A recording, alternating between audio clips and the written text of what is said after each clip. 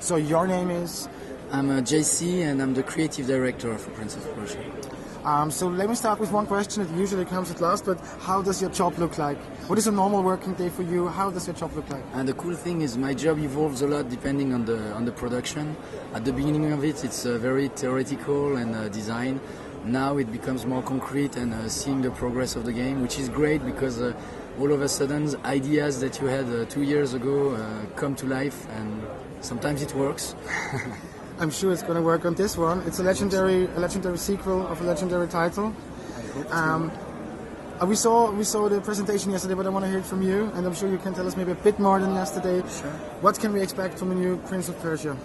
As it was told to you, it's a completely new game with no link at all with the previous game. We told the story of the Sands of Time, how they were found, created and destroyed. We told the story of the prince, how he becomes a king. And I think for us it's great to have been able to tell this story. But Prince of Persia is not a character, it's a universe. It was created by Jordan Mechner with the previous prince. And for us it was nice to be able to explore other parts of this universe, other characters, other stories and other places in Persia. So we really wanted to embrace the Arabian Nights feeling, the colorful art style of the game. So we're really trying to dig in the Arabian Nights. To dig even deeper than before. Yes, and also, so that's also how the art style of the game started evolving.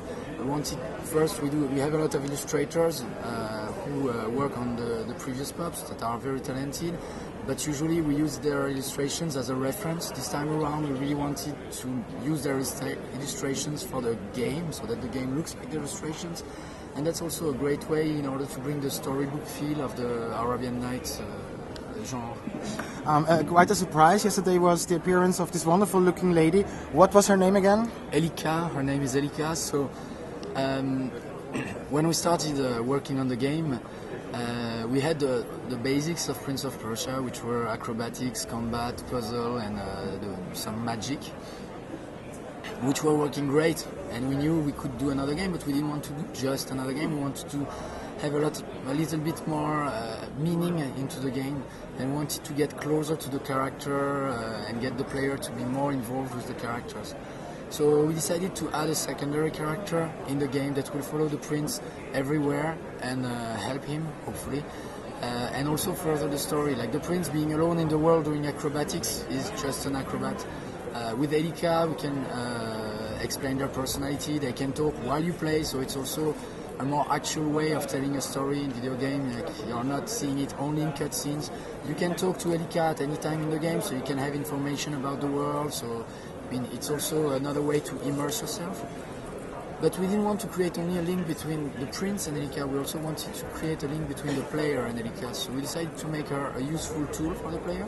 So she's autonomous, she will follow the player, she's I have the one question, because we saw in the short, very nice but short trailer, we saw her like helping him with the moves. They grab their hands. She jumps on the face of the enemy. So is it possible to trigger her? Does she do it from alone, or can we actually really interact? She's triggered. Yeah. So I can say I actively need her help. Yes. And she will come up and help me. Exactly. In a lot of situations, you will be able to, like, depending on what situation you're in, like if you're in combat, you will be able to call upon her in order to do stronger combos and chain more moves together. So that's what you saw in this little trailer. But she will also be helpful in puzzles, in acrobatics. If you are trying to find your way in the world, she will also light it for you, so she will be helpful in a lot of aspects. The other aspect where we wanted to get the player more involved in the game is also the progression of the story and the game structure. In general, Prince of Persia has been a very linear game where we tell you a story. This time around we wanted the player to participate more in the story in order for him to care more about what's going on. So basically there's still a beginning and an end, we're still saying something, but after the beginning of the game the world will open a little bit, it will become corrupted, and the task of the prince will be to heal all the parts of the world, and you can choose where you want to go, how you want to go there, and what you want to heal and where you want to heal. So that's a lot of freedom, and so you choose how you achieve the game. So it's dynamic, it's not linear, it's non-linear, you can decide when, what, and with the help of Elika you do or not. Okay, one question I always like to ask is, can you tell us one little secret you never told anybody, you never told to the journalists at press before? It could be a detail that maybe you like, or it could be a detail or a trick or something nobody asked you. It hasn't to be big, it doesn't have to be a big secret, but I want to hear one secret from you concerning Prince of Persia. Elika has gone through a lot of different iteration and different looks, and at first, the first Elika was very magical and had white glowing hair. Wow, oh, nobody knows that, never told this anybody. Cool. Sure. Have you heard this? White glowing hair on Elika in the very first, how can I say, sketches. Cool, nice one. It evolved a lot from there. Another thing that would like to know is, during the period of developing a game, I'm sure there's one very critical point where you think, oh Jesus, this doesn't work out or whatever. On the other hand, there is this point where you go like, wow, now you're satisfied, now you know why you do it. Could you tell us like the hardest point for you and the best point so far? Can you tell us these two stages? It's difficult. I think that I know for the second one, recently, 1 or 2 months ago, we finally had all our level design come together, so we were for the first time able to travel through the whole world as we wanted and make choices and move around and chain acrobatics together.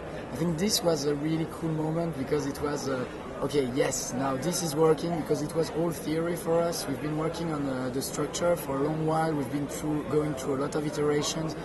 For example, for a while it was completely open, and we did playtest with this, and players were getting lost and not having a good pacing. Now with our game structure, we were able to have the pacing we want. We were able to experience it, so that was a really nice moment.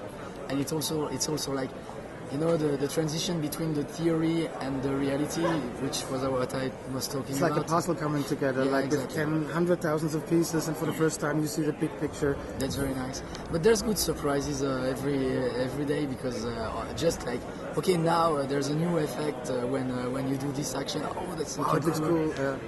And then there's the other one, like something is broken. Oh my God, everybody runs around. So that's the normal cycle of developing. Yes, unfortunately, but it's nice. So it has its up and downs, like every. Yeah, but it's all at the same time, because there's a lot of people working on the game, so there's some aspects. There's always some positives during a day, so that's nice.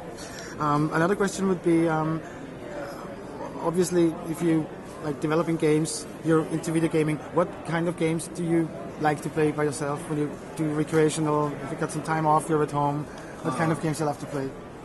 A lot of different games. I loved Portal. I play a lot of World of Warcraft too. I liked, we talked about it a little bit earlier, I liked Ico a lot because it was very poetic. It's a nice reference, but I mean, Zelda is very nice. I don't know, a lot of games actually.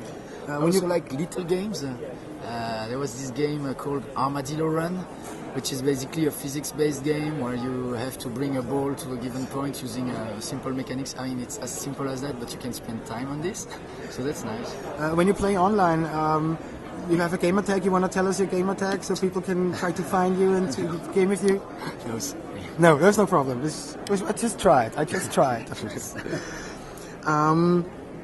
Yeah, actually we're quite through, but maybe last, what's your personal, what do you like most on the new Prince of Persia? What is the feature or the innovation where you go, okay, wow, you personally really, you like it a lot, you enjoy it? There's a lot of things.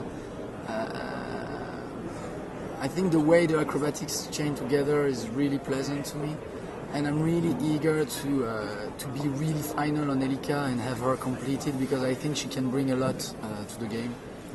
In both story and also in the gameplay, so I'm really eager to be there.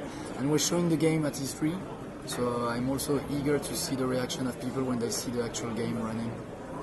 Okay, thank you very much for your time for the interview, and I'm sure you're also happy that you have some time off after this day, after talking for 8 hours. Thank you very much. And, Thank you. Yeah, looking forward to see the game when it's finished. Thank you.